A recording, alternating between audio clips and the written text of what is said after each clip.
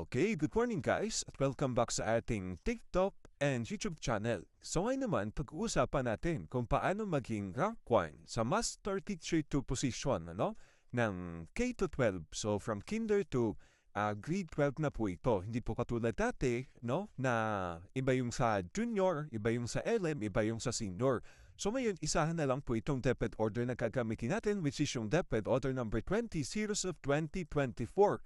So ito po ay in general na.